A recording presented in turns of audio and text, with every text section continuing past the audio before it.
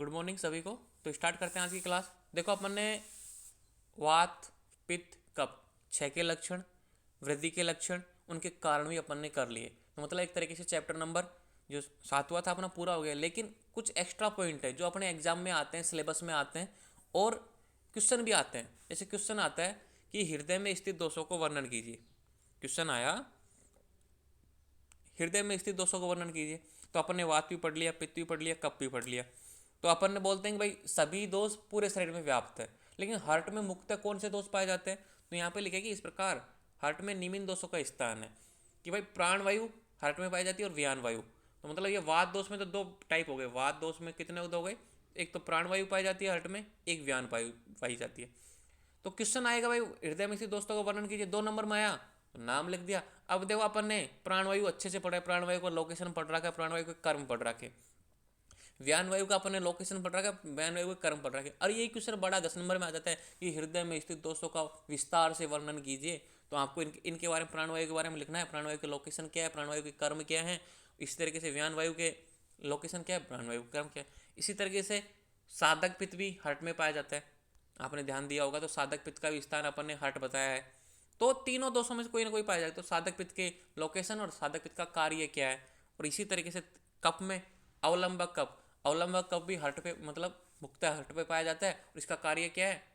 ठीक है, तो ये सारी चीज़ें क्वेश्चन आता है। ये क्वेश्चन आया हुआ है मेरे, जब मैंने एग्जाम दिया था ना तभी 10 नंबर में क्वेश्चन आया था कि हृदय में स्थित दोस्तों का वर्णन कीजिए। सारे बच्चे कि हमने वात भी पढ़ लिया, पित्त भी पढ़ लिया, कभी क्या लिखे इसमें। तो हृदय का मतलब ये 4 प्राणवायु, व्यानवायु, साधक और अम्लक, इनका डिटेल में वर्णन करना था उस क्वेश्चन में। तो आपको ये सारी चीज़ें पता होनी चाहिए। तो ये क्वेश्चन इंपॉर्टेंट था, इसलिए मैंने आपको समझाया है कि भाई हृदय में स्थित दोष नाम भी पूछ सकता है, वर्णन भी पूछ सकता है। तो आपको ये याद होना चाहिए। अब आपने ये अच्छे से पढ़े हैं तो आप डिटेल में लिख सकते हो। अब नाड़ी की भी आई था एक क्वेश्चन, 2 नंबर का मेरे पास नाड़ी का भी आया था। क्वेश्चन क्या था कि भाई इस श्लोक को तो भूल जाओ थोड़ी देर के, कि नाड़ी गति कैसा पता करते हैं। अब नाड़ी गति कोई सिखाता नहीं है। अभी कॉलेजों में ये स्थिति है कि टीचर नहीं मिलता नाड़ी गति। जैसे मैं सीखना चाहता हूँ तो मुझे पता ही नहीं है नाड़ी गति क्या होती है, लेकिन यहाँ पे आप सीख सकते हो। वात प्रकोप से नाड़ी, पित्त प्रकोप से नाड़ी, कफ प्रकोप से नाड़ी। कहने का मीनिंग है कि नाड़ी परीक्षण ये आपको आना चाहिए। मुझे नहीं आता एक्चुअली, मैं बताऊँ, मुझे सीखना ये चीज़ें। यहाँ पे लिख दिया भाई जलों का असर, मैं समझाऊंगा कैसे। सिंपल सी बात है कि जैसे किसी व्यक्ति को बोलते हैं ना कि इसकी नाड़ी देख के पता लग जाता है रोग क्या है। तो पता कैसे लगता है, आपको एक्सपीरियंस होना चाहिए। जैसे हमारे टीचर ने बताया था कि कम से कम 1000 से 2000 लोगों के आप साल में देखोगे ना नाड़ी, तब आपको 5 से 6 साल में एक परफेक्ट नाड़ी परीक्षण आपको आ जाएगा। मतलब ये टाइम मांगता है। तो मैं कि हमको ये सीखनी है, तो सर ने बोला कि आप सुबह सुबह डेली के अपने आसपास के पड़ोसी, रूममेट्स जितने भी हैं उनकी चेक किया करो। और एक्चुअल में एग्जैक्ट होती है ये।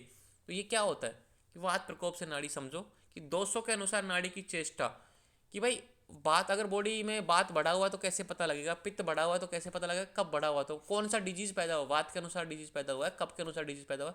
डायग्नोसिस तो अब आया है, जांचें तो अब आई हैं। पहले लोग हाथ पकड़ के नाड़ी चेक करके रोग पता था कि ये वातज रोग है, पित्तज रोग है, कफज रोग है। तो कैसे पता लगता था, वो सारी चीज़ें यहाँ पे है। तो वात प्रकोप से कि जलोखा सर्प गति से, अगर मान लो कि वातज रोग पैदा हो रहा है या वात प्रकोप है शरीर में, अपने शरीर में, और आप नाड़ी परीक्षण कराने गए, तो आपकी जो नाड़ी है, जो चेक करने वाला क्या बताएगा कि आपकी जलोखा की गति है क्या सर्प गति। सर्प कैसे चलता है, ऐसे ऐसे चलता है। तो जब आप हाथ से चेक करोगे ना तो आपकी नाड़ी ऐसे भागती हुई नजर आएगी, मतलब सर्प की गति के तौर पर। तो आपको ऐसा नजर नहीं आएगी, आपको महसूस करना है। ठीक है। पित्त प्रकोप में क्या होता है, चिड़िया, कौवा, मेंढक की गति। अब मेंढक कैसे चलता है आपको पता है ना, यहाँ कूदा, फिर यहाँ कूदा, फिर यहाँ कूदा। चिड़िया कैसे चलती है, यहाँ कूदी, यहाँ कूदी, यहाँ कूदी, मतलब कूद कूद के चलती है। यहाँ पे क्या था, वात पे सरप की जैसे, मतलब सरसराट की ऐसे जाएगी। और ये कूद कूद के चल रही है किसमें, पित्त प्रकोप में। क्लियर। तो ये है पित्त प्रकोप नाड़ी के, मतलब आपको ये महसूस करने होते हैं। और महसूस ऐसे नहीं कि आपने ठीक है आज चेक किया आज आ जाएगा, नहीं, सालों लग जाते हैं आपको। आपको पता होनी चाहिए कि किस ये जानवर किस तरीके से चलते हैं। आपको ये पता होना चाहिए कि सर्प किस तरीके से चलता है। आपको ये पता होना चाहिए जोक किस तरीके से चलती है, चिड़िया कैसे चलती है, कौवा कैसे चलता है, मेंढक कैसे चलता है। मैं बता रहा हूँ जैसे जो कूद कूद के चलता है, जो कूद कूद के जाता है ना, वो है पित्तज। जो सरसराट कैसे करके बाढ़ आके स्नेक लाइक जाती है ना, विसर्प लाइक जाती है, वो क्या है, वात की प्रकार से। ये मैंने महसूस किए, 1-2 बार ही महसूस किए, एक्चुअली में पूरी कभी हुई भी नहीं। ये फिर है ना अपन अंदाज़ा लगा देते कि हाँ उसके लक्षणों के आधार पर, क्योंकि सामने रहता है ना पूरा बॉडी, आपकी जो पेशेंट आएगा, रोगी आएगा, वो सामने रहता है पूरी तरीके से। तो आप उसके लक्षणों से और बॉडी का जो नाड़ी आप चेक करोगे उसके थोड़े बहुत अनुभव से आप बता सकते हो कि कौन सा रोग पैदा हुआ है।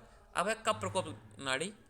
हंस और कबूतर के चाल से चलती है, अर्थात इस प्रकार का स्पर्श होता है। हंस हंस क्या चलता है, तैरता रहता है, कंटिन्यूअसली तैरता रहता है। कबूतर भी कंटिन्यूस चलता रहता है, ऐसे कूदता नहीं है। तो कंटिन्यूस जो चलता है वो क्या है, कफज। तो मतलब आप सोच रहे हो कि इसका कंटिन्यूसली नाड़ी चल रही है तो कफज रोग हो रहा है इसमें। तो आपको मतलब कफज रोग से कोई रोग पैदा हुआ, कफज नाड़ी है इसकी, मतलब कफज इसमें डोमिनेंट है इस समय। तो ये आप इसको ऐसे समझ सकते हो। तो क्वेश्चन आता है कि भाई वात प्रकोप, पित्त प्रकोप और कफ प्रकोप नाड़ी के लक्षण लिखिए। तो आपको ये सारणी बना के लिख देनी है। भाई सर्प या जलों का समान तिरछी या पूरी तरह फूली हुई व अरुण वर्ण होती है। तो यहाँ पे देखो डिटेल में लिखा हुआ है कि सर्प या जलों का समान तो बात तिरछी गति होती है, फूली हुई होती है और अरुण वर्ण, मतलब अब अरुण मतलब श्वेत वर्ण। ठीक है। पित्त प्रकृति में कौवा चिड़िया मेंढक की गति के समान चंचल होती है। उष्ण व नील वर्ण, नीले वर्ण की होती है, नीलाब नीलाब लिए होती है, मतलब नीला। चंचल होती है, चंचल कैसे होती है, कूद कूद के चलते हो। जो चंचल बच्चा होता है कूद कूदते चलता है, कभी यहाँ पैर रखेगा, कभी वहाँ पैर रखेगा, कभी वहाँ पैर रखेगा, तो ये चंचल गति। ठीक है। अब देखो कब प्रकोप, हंस व कबूतर के समान गति, स्थिर व शांत, मतलब बिल्कुल मैंने जैसे बताया ना डायग्राम से, ऐसे शांत चलेगी। शीतल व गौरवर्ण, मतलब एकदम गौरवर्ण होती है और शीतल मतलब ठंडी होती है। आप इसको ऐसे समझ सकते हो। ये क्या होती है, उष्ण होती है। जब नाड़ी पे हम हाथ लगाओगे ध्यान से महसूस करोगे तो ये उष्ण होगी, ये शीतल होगी, और ये क्या होगी, फूली हुई होगी, मतलब एकदम वायु की तरह कोई नली फूली हुई होती है ना वैसे।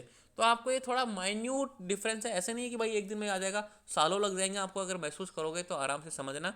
नाड़ी परीक्षण गति इंपॉर्टेंट है। तो अपन लोग बोलते हैं कि भाई नाड़ी चेक करके इसने तो बता दिया कि यार कौन सा रोग है, कितना बड़ा वैद्य है। तो अपन भी बन सकते हैं, मुझे भी बनना है और मैं इस चीज़ को सीख के रहूँगा। मैं आपको बोल रहा हूँ कि मुझे इस चीज़ को सीखना है। तो इस तरीके से दो इंपॉर्टेंट क्वेश्चन आते हैं, हार्ट का आता है और नाड़ी चेष्टि गति आता है, इसलिए मैंने आपको बता दिया। इस तरीके से ये चैप्टर पूरा हो गया। अब चैप्टर स्टार्ट करेंगे, चैप्टर नंबर 8 षट क्रिया काल। उससे पहले अपन इसके क्वेश्चन कर लेते हैं, फिर ये चैप्टर पूरा हो जाता है। तो मिलते हैं नेक्स्ट चैप्टर में। धन्यवाद, थैंक यू। तो ये चैप्टर होगा पूरा।